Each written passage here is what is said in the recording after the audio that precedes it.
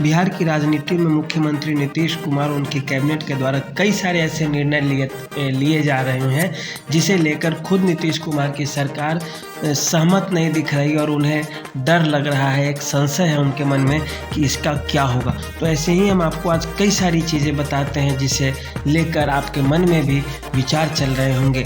उनमें जो सबसे पहला विचार चल रहा है वह है 75% आरक्षण का। नीतीश कुमार की सरकार को और कैबिनेट को उसी दिन से डर सताने लगा जिस दिन से उनके मन में यह विचार आया 75% आरक्षण का, क्योंकि सरकार ने तुरंत ही महाराष्ट्र और हरियाणा और छत्तीसगढ़ के फैसले को पलट दिया था और उसे समाप्त कर दिया था, जबकि वहाँ की सरकारों ने भी केंद्र से निवेदन किया था कि इसे 9वीं अनुसूची में डाल दिया जाए। केंद्र की मजबूरी है कि वह नहीं डाल सकती, क्योंकि यदि केंद्र सरकार ने एक बार डाला तो भारत के 29 राज्य और 7 केंद्र शासित प्रदेश सभी कोई 85 तो कोई 90 तो कोई 95 तो कोई 98% तक करके सरकार को नोटिस देगा और कोर्ट उसके बाद सारे का एक साथ ख़त्म करने पे मजबूर हो जाएगी। तो इस चीज़ के लिए नीतीश कुमार की सरकार डरी हुई है कि यह अगर नीति को अगर कोर्ट के द्वारा बैन कर दिया गया, कोर्ट रोक देती है, सुप्रीम कोर्ट या हाई कोर्ट, तो उनकी राजनीति पे इसका गलत प्रभाव पड़ेगा और वे फिर बिहार में क्या संदेश देंगे कि हम तो किए सारा कुछ लेकिन मिला कुछ नहीं। दूसरी बात आती है बिहार के लिए, दूसरी बात है कि नीतीश कुमार की सरकार ने बहुत जोर शोर से बोला है कि हम सबको भागीदारी देने जा रहे हैं, जिसकी जितनी हिस्सेदारी उतनी उसकी भागीदारी। इसके आधार पर जो मुस्लिम समाज है वह खुद से बोल रहे हैं कि क्या बिहार में जो 20% मुसलमानों की आबादी है उसके अनुसार बिहार में जो 243 सीट है उसका 20% हो गया 50 के आसपास। तो 50 सीटें कोई भी पार्टी, चाहे वह राजद हो या जनता दल यूनाइटेड हो या भाजपा हो, तीनों में से कोई मिलाकर हमें क्या 50 सीटें देने को तैयार है बिहार में। इस पे सभी पार्टियों के अंदर खींचतान हो जाएगी, जो सिटिंग कैंडिडेट है वो बवाल फंसा देंगे और यह नहीं कर पाएंगे नीतीश कुमार।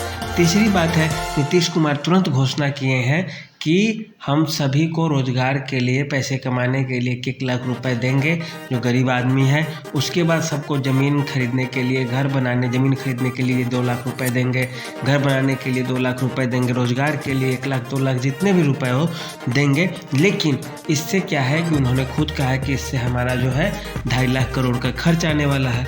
अब ऐसी स्थिति में 2.5 लाख करोड़ आएंगे कहाँ से? राज्य सरकार भले ही जोश में बोल रही हो कि हम 3 साल में या 5 साल में करेंगे, लेकिन यह किसी राज्य के बस की चीज़ है ही नहीं, और खासकर बिहार जैसे राज्य की तो बिल्कुल नहीं। ये सोचेंगे भी, करेंगे भी तो कम से कम 10 साल 15 साल लग जाएगा, तब तक कितने बड़े नेताओं की मृत्यु तक हो जाएगी। दूसरी बात, केंद्र से उन्होंने जो बिहार के विशेष राज्य के पैकेज के लिए आवेदन किया है, केंद्र सरकार किसी भी हालत में नहीं देने जा रही है, क्योंकि यदि केंद्र सरकार बिहार को देती है तो फिर उसे उड़ीसा को भी देना होगा, झारखंड को भी देना होगा, उत्तर प्रदेश को भी देना होगा, उत्तराखंड को देना होगा, कई सारे ऐसे, मध्य प्रदेश को देना होगा। तो ऐसे कई सारे राज्य हैं जिन्हें देना पड़ सकता है केंद्र सरकार को। इसीलिए आज़ाद भारत की सरकार आज़ादी के पश्चात जो कुछ देना था उसे दे दिया। अब किसी को कोई भी सरकार न देने वाली है ना, इसका मांग भी उतना जायज़ नहीं ठहराया जा सकता। नीतीश कुमार के मंत्री ललन सिंह भी बोलते हैं कि हम इसके लिए एक आंदोलन चलाएंगे।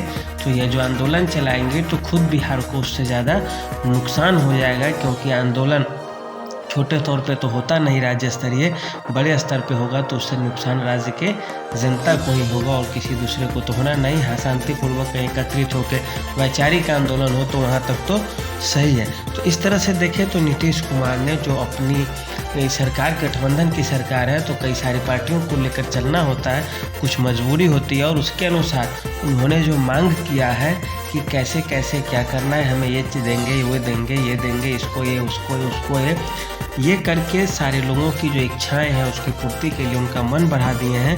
और ऐसे में संसाधन बिहार के पास न पहले था, न भी है, न भविष्य में कभी होने जा रहा है।